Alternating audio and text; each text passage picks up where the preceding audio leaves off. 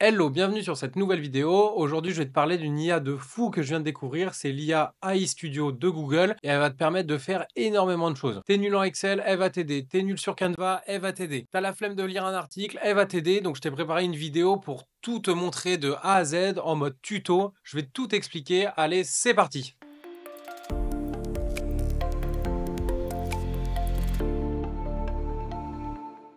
Alors, du coup, on se retrouve sur Google AI Studio. Donc, c'est ça que je voulais vous montrer aujourd'hui. Alors, tous les autres paramètres, je vous laisserai les regarder. On peut créer des prompts. On peut faire pas mal de choses avec cet outil-là. Il y a des galeries de prompts. Vous verrez, allez le tester. C'est complètement gratuit. Ça vient de sortir en bêta. Alors, bien évidemment, ça marche déjà hyper bien. Il y a des petits bugs quand il parle en français, des choses comme ça. Mais ça, je vous laisserai aller le voir. Moi, ce que je voulais vous partager aujourd'hui, c'est la partie stream où en fait, ici, vous pouvez donc parler à Gemini en direct et c'est beaucoup mieux, c'est beaucoup plus fluide. Je trouve que ChatGPT en audio. Donc ça, pareil, allez le tester. Vous pouvez lui demander ce que vous voulez. Ça répond vraiment du tac au tac. Moi, ce que je voulais vraiment vous partager aujourd'hui, c'est la partie partage d'écran, où en fait, Google va nous aider à faire plein de tâches. Donc, il va analyser notre écran et il va vraiment nous accompagner sur plein de tâches. Donc, par exemple, si vous êtes nul en Excel, si vous êtes nul dans un truc, vous partagez votre écran et il va vous aider à résoudre les problèmes que vous avez au quotidien. Donc, c'est vraiment assez ouf. Ça montre la capacité aujourd'hui qu'ont les IA à s'intégrer dans nos vies et comment elles peuvent encore plus nous aider que juste chatter sur ChatGPT. Donc ce que je vais faire, c'est que je vais partager mon écran et je vais vous montrer 3-4 exemples concrets de comment vous pouvez utiliser cet outil-là et comment ça va vous faire gagner du temps quand vous êtes face à un problème ou juste vous accompagner pour aller plus vite. Alors, est-ce que tu vois mon écran et tu peux me dire ce que tu vois? Oui, je vois ton écran. Il semble que tu sois sur la page Introducing Deep Research d'OpenAI. Le titre de la page est Introducing Deep Research. Il y a aussi un bouton qui dit Try on Chat, JP Ok, là je veux que tu me résumes tout cet article parce que j'ai pas le temps de le lire, donc résume-moi, regarde tout et dis-moi vraiment les informations les plus importantes. Bien sûr. Cet article présente Deep Research, un agent d'OpenAI qui utilise le raisonnement pour synthétiser de grandes quantités d'informations en ligne. Il est capable d'accomplir des tâches complexes en plusieurs étapes en quelques minutes. Il est disponible pour les utilisateurs Pro, Plus et Team. L'article souligne que cette capacité est utile pour des domaines comme la finance, la science, OU, la politique. L'article donne aussi des exemples d'utilisation. Le modèle est entraîné sur un large éventail de domaines. Il peut aussi générer des graphiques. Enfin, il y a une section sur les limitations de CE nouvel outil, notamment le fait qu'il puisse faire des erreurs. CE que cette description est assez précise. Ouais, c'est pas mal. Est-ce que par contre tu peux me faire la comparaison entre ces deux modèles là? Bien sûr. Sur la gauche, on peut voir les résultats du mode GPT-4o. À droite, CE sont les résultats de Deep Research. Les deux modèles sont utilisés pour aider à trouver des données sur l'adoption des systèmes Android et iOS dans le monde. Les deux proposent d'utiliser l'information pour fournir des recommandations sur le lancement de nouvelles applications iOS. Les deux modèles utilisent également les informations du PIB et des marchés linguistiques pour fournir leurs données. Donc voilà, donc ça c'est un premier exemple. Donc là vous êtes sur, là c'est une grande page, hein. Franchement je l'ai fait bosser quand même. Donc là je lui montre juste hyper rapidement ce qu'il y a sur la page et il me résume tout. Donc dès que vous avez un article qui vous intéresse, un grand texte, un document, ça peut être du PDF, ça peut être ce que vous voulez, vous partagez votre écran et du coup direct il analyse le contenu et il vous fait un retour hyper précis. Donc là, la deuxième application que je voulais vous montrer, c'est sur Excel. Donc là, en fait, j'ai pris un fichier Excel de démo et je vais vous montrer comment il peut nous accompagner, tout ce qu'il peut nous faire faire en lui partageant l'écran. Donc on va regarder ça tout de suite. Est-ce que tu vois bien mon écran là? Oui, je vois bien votre écran. Il s'agit d'une feuille de calcul avec des données financières pour janvier, février et mars. Voulez-vous que je vous aide avec quelque chose en particulier? Ouais, en fait, j'aimerais que tu me calcules la moyenne des revenus de ces 3 mois là. C'est quoi la formule? Bien sûr. La formule pour calculer la moyenne des revenus sur ces 3 mois est la suivante. Additionner les revenus de janvier, février et mars, puis diviser le total par 3. Voulez-vous que je calcule le chiffre précis? Ouais, dis-moi le chiffre précis là pour ces 3 mois. Bien sûr. Le total des revenus pour les 3 mois est de $691,725 américains. Et la moyenne est donc de $230,575 américains.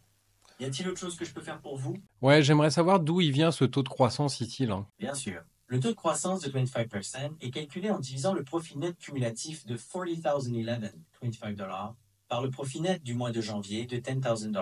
Y a-t-il d'autres éléments que vous aimeriez clarifier? Ici, là, pour mes achats de bananes, je voudrais comprendre à quoi ça correspond la formule SI et la formule recherche dev ici. Bien sûr, la formule SI permet de vérifier une condition et de renvoyer une valeur si cette condition est vraie. et une autre si elle est fausse. La formule recherche, c'est HEV, recherche une valeur dans la première colonne d'une plage et renvoie une valeur dans la même ligne d'une autre colonne spécifiée. Voulez-vous que je vous en dise plus? Est-ce que tu peux me conseiller des données que je pourrais rajouter pour améliorer encore les données de mon tableau ou avoir d'autres pourcentages qui me permettent d'analyser ces chiffres? Bien sûr. Pour enrichir votre analyse, vous pourriez ajouter des données telles que le coût par produit, le taux de conversion des ventes, OU, le pourcentage de clients récurrents. Ces données peuvent vous aider à mieux comprendre les marges bénéficiaires, l'efficacité de vos ventes et la fidélité de votre clientèle. Souhaiteriez-vous que je vous donne des pistes sur d'autres analyses? Donc là, je te montre un autre tableau. Est-ce que tu peux en prendre connaissance et me dire ce qui va ou ce qui va pas?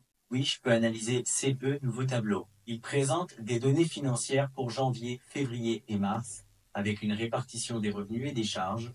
Donc voilà ce que je voulais vous montrer. Donc c'est assez ouf, hein, franchement. Donc là, il a analysé mon tableau, il voyait en même temps, il arrive même à faire des calculs. Bon alors là, c'est encore en anglais, mais ça va se développer très très rapidement. Il arrive à me faire des calculs en direct, il arrive à me donner des compléments d'infos, il arrive à m'expliquer des formules. Donc moi, je trouve ça assez ouf et juste en partageant votre écran. Donc si demain vous avez un problème sur Excel, vous n'êtes pas bon ou vous aimez pas ça, et ben en fait, ça permet vraiment de vous faciliter la vie, de vous faire gagner du temps et de comprendre aussi plus facilement en fait Excel. Aujourd'hui, c'est très compliqué quand vous trouvez pas quelque chose sur Excel, faut aller sur internet, machin et tout. Que là en fait, direct en temps réel, il résout vos problèmes et il vous fait gagner du temps.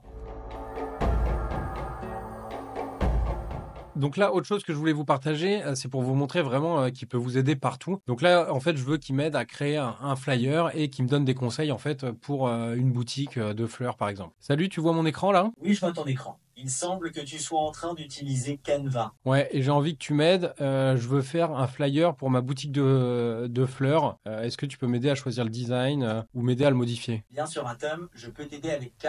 Tu souhaites créer un flyer pour ta boutique de fleurs sur Canva et tu aimerais de l'aide pour choisir le design OU le modifié. C'est bien cela? Ouais, voilà, j'en ai choisi un. Est-ce que tu peux m'aider à l'améliorer? Je le trouve pas forcément très très bien. Qu'est-ce CE que tu n'aimes pas particulièrement dans CE Design? Je sais pas, je trouve que c'est pas très beau. Donne-moi des idées d'amélioration là. Pour améliorer le design, pourrais-tu envisager de changer la police d'écriture OU, de jouer avec les couleurs pour une apparence plus attrayante? Est-ce que tu trouves que sur le côté, il y a un meilleur visuel ou pas? Les options sur le côté gauche peuvent offrir des idées, mais cela dépend de CE que tu souhaites mettre en avant. Préfères-tu une ambiance plus épurée OU, un design plus riche en détails? Non, bon, ça va aller, on va faire avec celui-là. Est-ce que tu peux me dire ce qui manquerait comme information sur mon flyer? Dans le flyer de boutique de fleurs, il pourrait être utile d'ajouter ton adresse, tes horaires d'ouverture, OU, un site web si tu en as un. Y a-t-il d'autres informations importantes que tu voudrais inclure? Qu'est-ce que je peux faire pour qu'il soit complètement unique, mon flyer? Pour rendre ton flyer unique, tu pourrais personnaliser les couleurs pour qu'elles correspondent à ton identité de marque. Tu pourrais aussi ajouter ton logo OU, des photos de tes propres créations florales. Qu'en penses-tu? Donc voilà, donc ça c'est la partie Canva. Vraiment, je vais assez vite sur les exemples, mais c'est pour vous montrer. Après, utilisez-le. Vous allez trouver, c'est sûr et certain, plein d'utilités. Mais là, c'est vraiment pour vous donner envie. Donc voilà, là, il m'aide à créer mon flyer. On est sur Canva et il m'accompagne, il me donne des conseils. Donc je trouve que c'est assez ouf.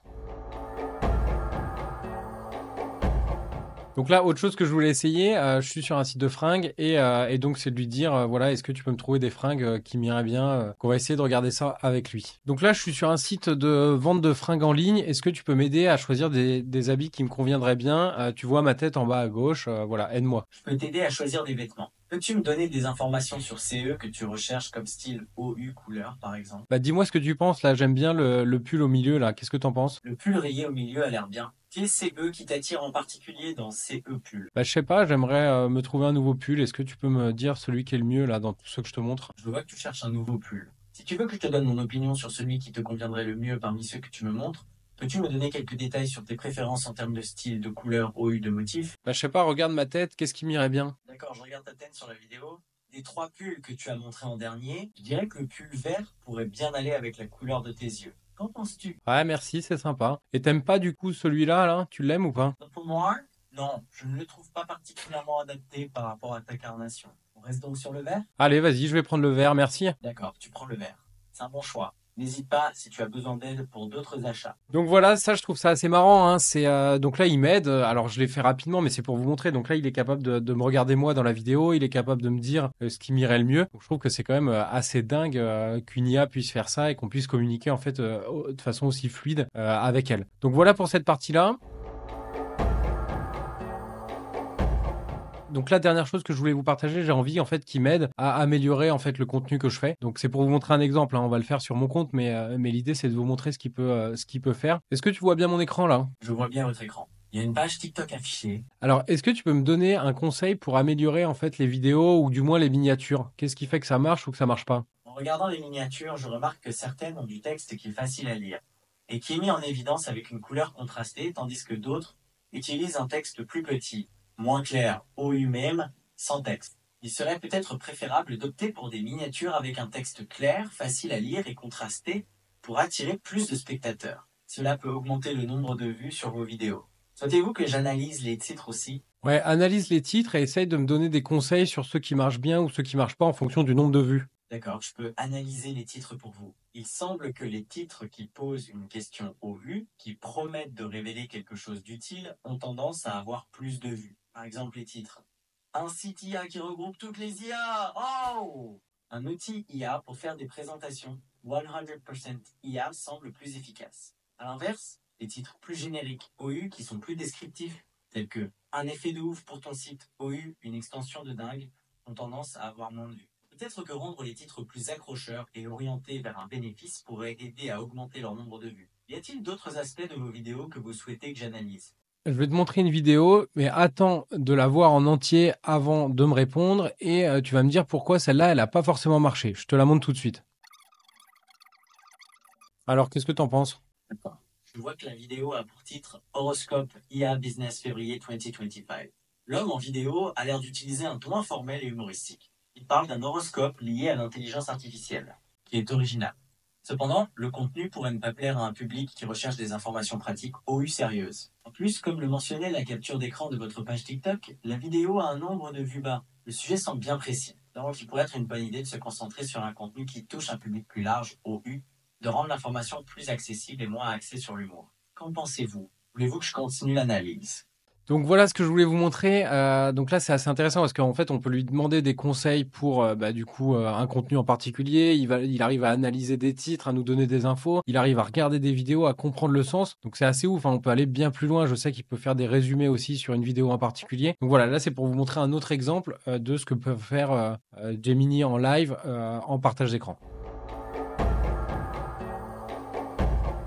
Et donc là, dernier truc que je voulais vous montrer, là en fait, ça va être un outil pour améliorer vos prompts. En fait, quand voilà, vous utilisez une IA, donc là c'est ChatGPT, mais ça peut être n'importe laquelle. Donc là, par exemple, je lui dis, voilà, peux-tu me créer un planning pour une semaine pour un repas de moins de 1500 calories à 2 euros par jour? Et donc là, en fait, je vais lui dire, donc c'est ce prompt-là, mais ça peut être n'importe lequel. Je vais lui dire, voilà, améliore mon prompt. Donc il va regarder, il va me donner des indications, je vous montre ça tout de suite. J'ai besoin que tu m'améliores mon prompt pour avoir un résultat qui est beaucoup mieux que celui qui serait que j'aurais eu de base, en fait. D'accord, je comprends que tu veuilles obtenir le meilleur résultat possible. Pour cela, je te propose d'ajouter des détails à ta demande. Par exemple, voudrais-tu préciser le type de repas que tu aimerais avoir, tes préférences alimentaires, ou encore, quel est le nombre de repas par jour que tu souhaites? Plus tu me donneras d'informations, plus le résultat pourra être proche de ces que tu attends. Qu'en penses-tu? Ok, je voudrais en fait que ce soit comme un nutritionniste qui me donne ça. Donc donne-moi le meilleur prompt pour avoir le meilleur résultat. Je comprends que tu aimerais que je crée un prompt, comme un nutritionniste le ferait, afin d'avoir le meilleur résultat. Compte tenu de cela, je te propose le prompt suivant.